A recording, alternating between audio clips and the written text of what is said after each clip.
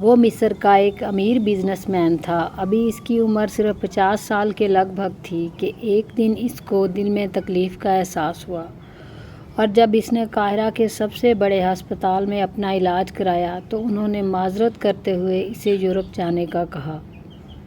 Europe میں تمام test مکمل کرنے کے بعد وہاں کے ڈاکٹروں نے اسے بتایا کہ تم صرف چند دن کے مہمان ہو، کیونکہ تمہارا دل کام کرنا چھوڑ رہا ہے۔ وہ شخص بائی پاس کروا کر مصر واپس آ گیا اور اپنی زندگی کے باقی دن گن گن کر گزارنے لگا۔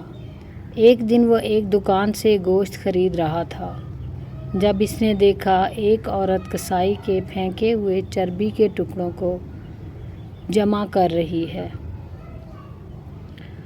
اس شخص نے عورت سے پوچھا، تم اسے کیوں جمع کر رہی ہو؟ عورت نے جواب دیا کہ گھر میں بچے گوشت کھانے کی ضد کر رہے ہیں۔ چونکہ میرا شوہر مر چکا ہے اور کمانے کا کوئی ذریعہ بھی نہیں ہے، اس لیے میں نے بچوں کی ضد کی بدولت مجبور ہو کر یہ قدم اٹھایا ہے۔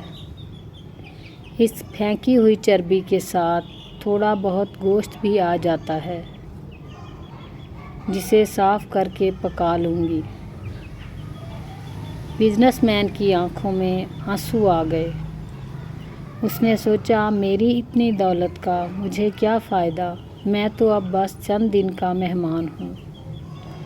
میری دولت کسی غریب کے کام آ جائے، اس سے اچھا اور کیا۔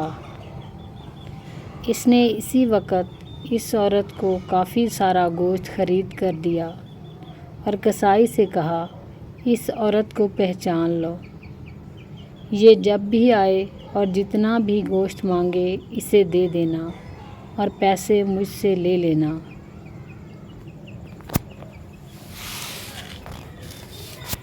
اس واقعے کے بعد وہ شخص اپنے روزمرہ کے معمولات میں مصروف ہو گیا۔ کچھ دن اسے دل میں کسی تکلیف کا احساس نہ ہوا تو اس نے قاہرہ میں موجود لیبارٹری میں دوبارہ ٹیسٹ کرائے۔ ڈاکٹروں نے بتایا کہ رپورٹ کے مطابق آپ کے دل میں کوئی مسئلہ نہیں ہے، لیکن تسلی کے لیے آپ دوبارہ یورپ میں چیک اپ کروائیں۔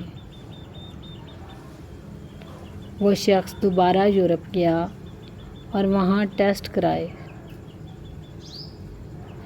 رپورٹس کے مطابق اس کے دل میں کوئی خرابی سرے سے تھی ہی نہیں۔